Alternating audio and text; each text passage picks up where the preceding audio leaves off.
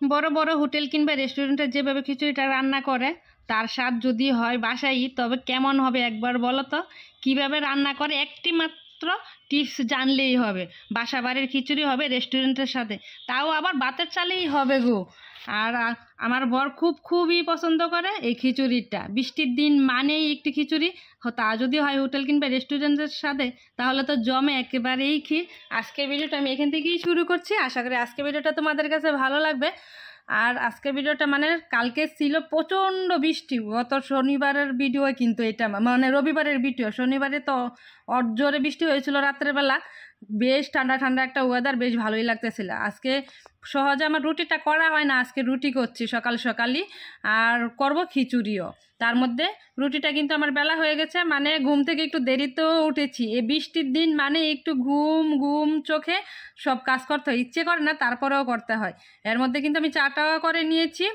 আর তোমাদের কার কার এমনটা হয় বলো তো, বৃষ্টি হলেই খিচুড়ি, তারপর ঘুম ঘুম একটা ভাবও চলে আসে, ঝিমঝিম করে, মনে চাই যেন কোনো কাজই করবো না, শুধু ঘুমিয়ে থাকবো। সেই জন্যই শর্টকাটে খিচুড়িটা করা। এর মধ্যে কিন্তু আমার রুটি বেলা শেষ, চাটাও হয়ে গেছে, তার মধ্যে ডিম ভাজিও করে নিয়েছি আর কি। এর মধ্যে তাওয়াটা একটু ঠান্ডা করতে দিয়েছিলাম। রুটি বানানোটা মানেই আমার অনেক অনেক বেশি ঝামেলা। আর আজকে সজীব ভাই, তারপর বাবলু, ওরা সবাই নাস্তা খেয়েছে, টুম্পা, আমি, তারপর 5-6 জনের নাস্তা হয়েছে আর কি।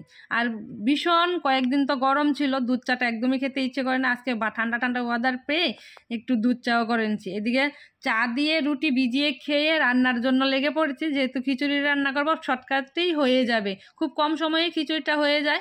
আবার দেখা যায় মানে ঝামেলাও কম আমার মনে হয় খিচুড়িটা আর মাংসটা রান্না করলে। এর মধ্যে এমের জন্য মাংস বসিয়ে দিলাম।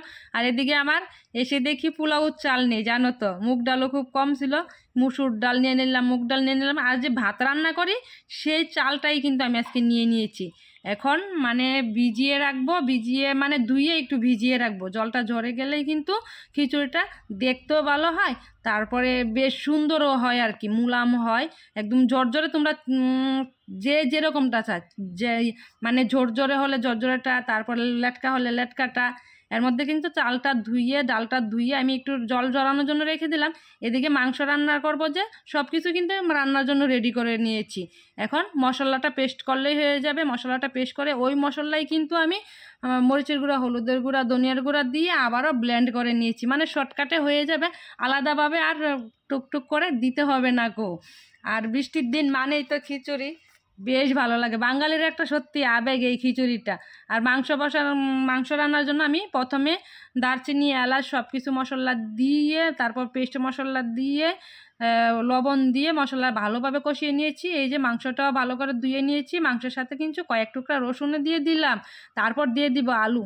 আলুটা না হলে যেন আসলে জমেই না, আলুটা ছাড়া তো একদিনও চলে না। তোমাদের কার কার এমনটা বলো তো, আলু টমেটো ছাড়া যেন রান্নাটাই করতে পারি না। এর মধ্যে খিচুড়িটা রান্না করব, দারচিনি, এলাচ, তেল সব কিছু, তেজপাতা, শুকনো লঙ্কা দিয়ে এই যে আগে থেকে ধুয়ে রেখেছিলাম সেই চালটা দিয়ে দিলাম। খিচুড়ি একটু কমই নিয়েছি, মানে আমাদের স্টাফ যারা আছে না, দুজন আবার খিচুড়ি খায় না, পছন্দ করে না, তাদের জন্য ভাত রান্না করবো। আর এমনি আছে, এর মধ্যে কড়াইটা দেখো ছোট হয়ে গেছে, আন্দাজ না জানলে যে এরকমটা হয়, আমার প্রায় দিনই এরকমটা হয়। এর মধ্যে কিন্তু চালটা ভেজে নিয়েছি, কাঁচামরিচও দিয়ে দিলাম।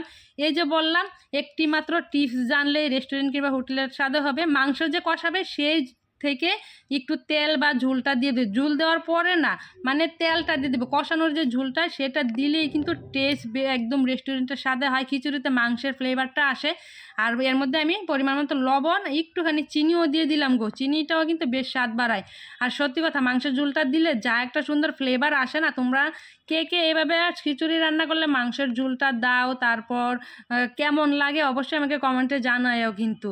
আর যারা দেও না, মানে দেওয়া হয়নি, তারা কিন্তু একবার এইভাবে ট্রাই করে দেখতে পারো, খিচুড়িতে সুন্দর একটা ফ্লেভার আসে।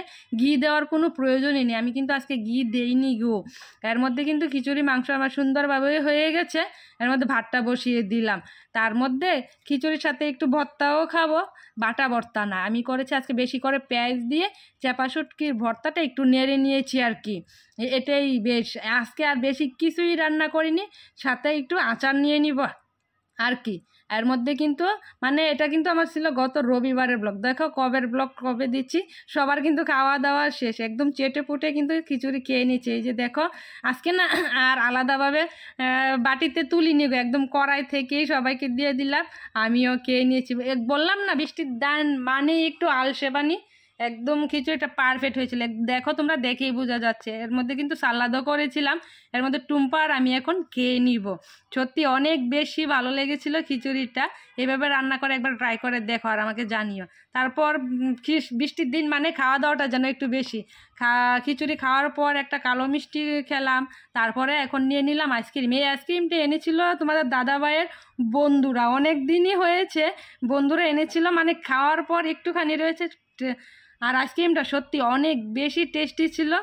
এইরকম আইসক্রিম আমি আর আগে খাইনি, এই প্রথমই খেয়েছি। মানে অন্যরকম লেগেছিল। কেক কেক একটা আইসক্রিম আছে না, মনে হয় কেক আইসক্রিম এরকমটা হবে। আমার বরকে বলবো আবারও আনতে।